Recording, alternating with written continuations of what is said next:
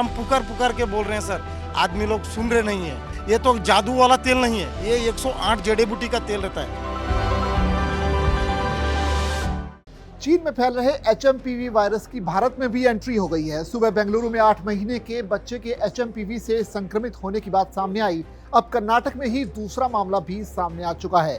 भारतीय चिकित्सा अनुसंधान परिषद यानी ICMR ने कर्नाटक में ह्यूमन मेटा न्यूमो वायरस यानी HMPV के 2 मामलों का पता लगाया है।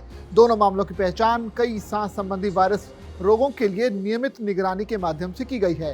केंद्रीय स्वास्थ्य मंत्रालय ने कहा कि संक्रमित बच्चों और उनके परिजनों का हाल ही में कोई भी यात्रा इतिहास यानी ट्रैवल हिस्ट्री नहीं मिली है, जिससे अन्य क्षेत्रों या देशों से आने वालों की संभावना भी नहीं मानी जा सकती।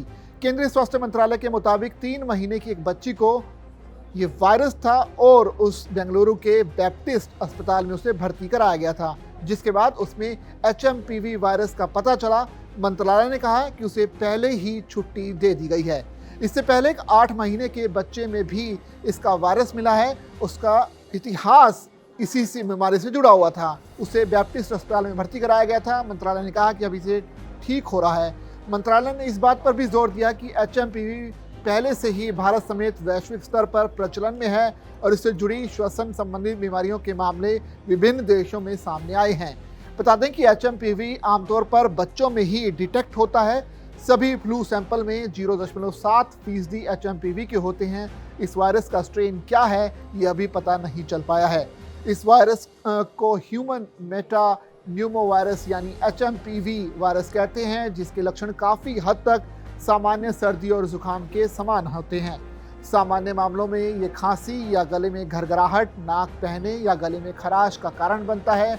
छोटे बच्चों और बुजुर्गों में HMPV का संक्रमण गंभीर हो सकता है। कमज़ोर इम्यून सिस्टम वाले लोगों में भी ये वायरस गंभीर बीमारी का कारण बन सकता है। कहा जा रहा है कि इस वायरस से संक्रमित मरीजों में सांस लेने में दिक्कत और फ्लू जैसे लक्षण दिखाई दे रहे हैं। अब दिल्ली के मेडिकल ऑफिसर्स ने वायरस से जुड़ी चुनौतियों से निपटने के लिए एडवाइजरी भी जारी कर दी है। एक बयान के मुताबिक हेल्थ सर्विस की डायरेक्टर जनरल डॉक्टर वंदना बग्गा ने रविवार को मुख्य जिला चिकित्सा अधिकारियों के साथ मीटिंग की, जिसमें दिल्ली में सांस से जुड़ी बीमारियों से निपटने की तैयारियों पर चर्चा की गई। सिफारिशों के तहत अस्पताल को निर्देश दिया गया है कि वो इन्फ्लुएंजा जैसी बीमारियों के मामलों की जानकारी तुरंत IHIP पोर्टल के जरिए साझा करें। संदिग्ध मामलों के लिए सख्त आइसोलेशन प्रोटोकॉल और सावधानी बरतने को भी कहा गया है। अस्पतालों को निर्देश दिए गए हैं कि सटीक निगरानी सुनिश्चित करने के लिए SARI मामलों की और लैब की ओर पुष्ट किए गए इन्फ्लुएंजा मामलों का उचित डॉक्यूमेंटेशन बनाए रखें। उन्हें ऑक्सीजन के साथ साथ हल्के लक्षण वाले मामलों के इलाज के लिए पैरासीटामोल जैसी कुछ और दवाइयां और कफ सिरप की उपलब्धता बनाए रखने के निर्देश दिए गए हैं। US centre for disease control and prevention के मुताबिक HMPV कोई नया वायरस नहीं है। इसे सबसे पहले 2001 में डिटेक्ट किया गया था। एक एक्सपर्ट का कहना है कि कुछ सेरोलॉजिक साक्ष्यों से पता चला है कि ये वायरस 1958 से ही हमारे बीच है। चीन में ह्यूमन मेटानीमो वायरस की हालिया प्रकोप के मद्देनजर स्वास्थ्य मंत्रालय ने शनिवार को कहा कि भारत स्थिति पर कड़ी नज़र बनाए हुए है और इससे निपटने को पूरी तरह से तैयार है। साथ ये भी कहा गया है कि WHO से भी भारत पर अपडेट साझा करने का अनुरोध किया जा रहा है।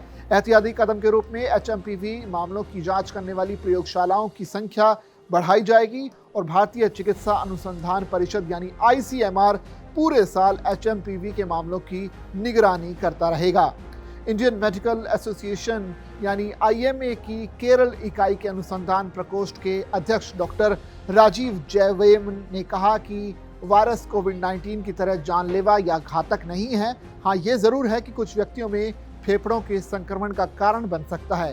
उन्होंने कहा कि छोटे बच्चों में HMPV बहुत आम है और लगभग 100% छोटे बच्चे 4 या 5 साल की उम्र तक इससे संक्रमित हो जाते हैं। विशेषज्ञों का कहना है कि अधिकांश लोगों में HMPV हल्के लक्षण पैदा करेगा।